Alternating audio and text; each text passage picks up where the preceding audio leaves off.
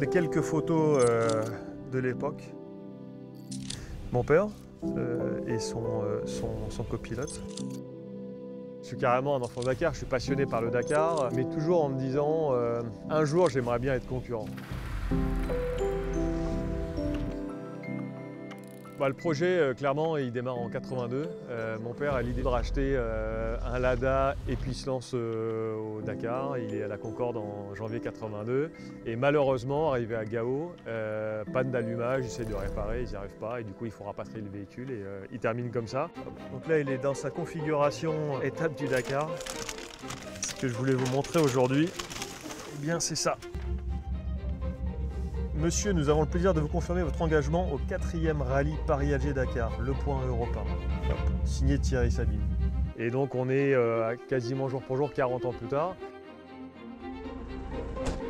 Honnêtement, avec mon histoire familiale, pour rien au monde, j'échangerais mon Lada Niva. Il était au fond du garage quand j'étais gamin, j'allais le mettre à son volant et j'imaginais ce que mon père a pu vivre dans le désert. Et l'idée, c'est d'essayer cette fois-ci de terminer. Le Lada est véritablement un véhicule iconique du Dakar.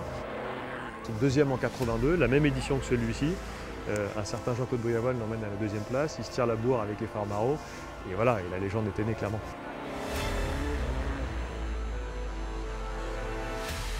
Monsieur Briavoine nous a symboliquement dédicacé le capot. L'aventure continue, je pense que ça résume les 40 ans d'histoire du Lada Niva au Dakar. Comme vous pouvez le voir, on est assez proche de la série. Deux éléments que Jean-Claude Briavoine a repéré tout de suite, c'est la radio et le chauffage. Il a dit ah, comment ça, c'est du poids, il faut enlever tout ça. Bon, j'étais tenté de l'enlever, mais c'était une condition pour Constance, ma compagne.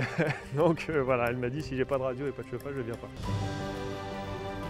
Là, pour l'instant, j'ai un peu du mal à réaliser, d'autant plus que moi, j'ai jamais fait ça de ma vie, donc je ne sais pas du tout à quoi m'attendre. Je pars vraiment à la découverte de quelque chose de totalement nouveau. Et c'est une expérience qui va nous souder, je pense, comme peu d'expérience. C'est émouvant parce que j'ai mon histoire familiale autour de ça, c'est émouvant parce que j'aurai la chance de le vivre aussi avec ma compagne Constance. Et puis ramener un Lada Niva sur un Dakar 40 ans plus tard, ouais, je trouve que c'est une belle image. Allez, souriez, voilà.